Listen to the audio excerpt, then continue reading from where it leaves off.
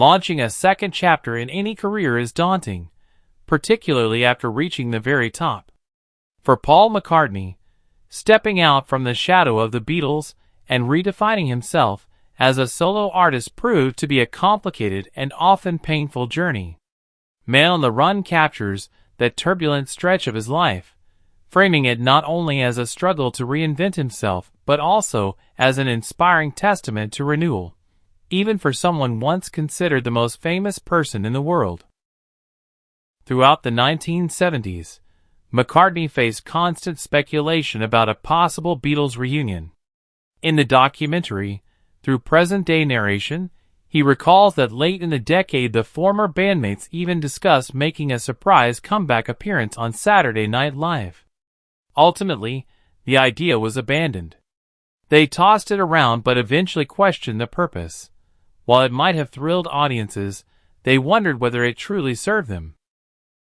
Having come full circle and embarked on new paths, they opted to drop the notion and move forward, accepting that sense of closure did not come easily.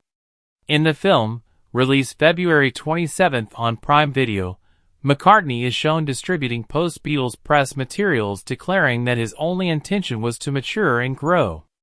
Before he could do that, however, he had to endure intense backlash that blamed him for the band's breakup. This narrative persisted despite the fact that John Lennon had privately exited the group in 1969 and declined to make it public.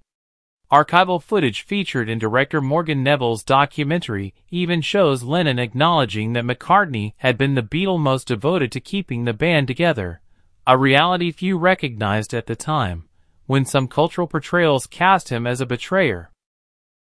Amid the scrutiny, McCartney withdrew from public life, inadvertently fueling the "Paul is dead" conspiracy until he revealed he was living quietly on a secluded Scottish farm with his wife, Linda McCartney. The film revisits this period through intimate photos and home movies, presenting him as unpolished yet warm, grappling with insecurity while searching for fresh creative direction.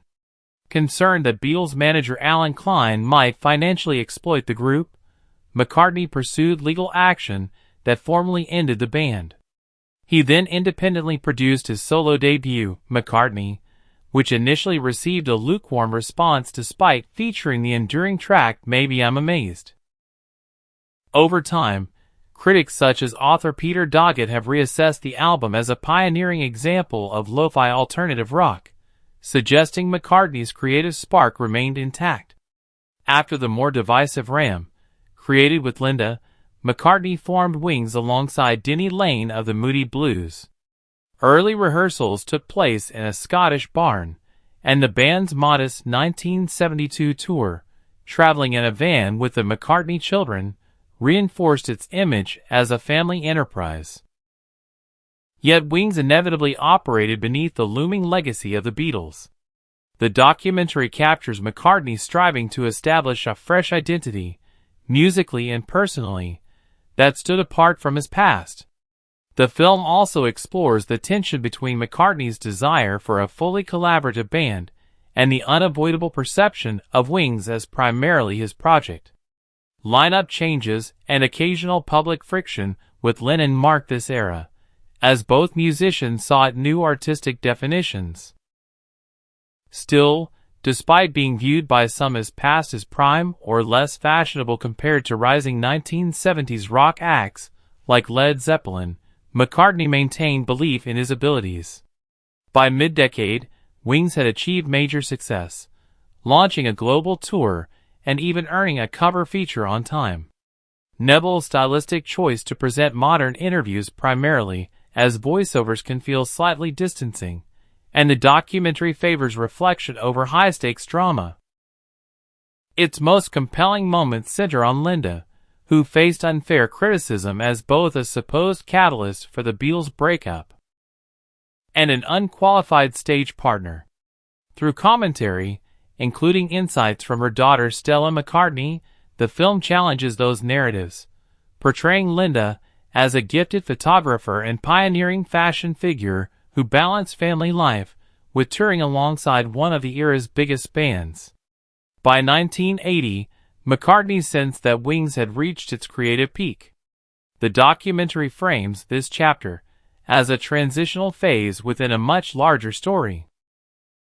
It also acknowledges the profound impact of Lennon's shocking death, which Lennon's son Sean Lennon believes marked a turning point in McCartney's emotional maturity. McCartney himself reflects that he and Lennon reconciled before the tragedy, describing that reconciliation as one of the greatest blessings of his life. Ultimately, Man on the Run examines artistic bravery and personal resilience. It chronicles McCartney's resurgence as an independent force capable of thriving beyond a legendary collective, while embracing roles as husband, father, and bandmate. In the film's closing reflection, he admits he once questioned whether anyone could successfully move on after the Beatles. Looking back, however, he recognizes that what once seemed unattainable was achieved, a transformation he views as its own kind of magic.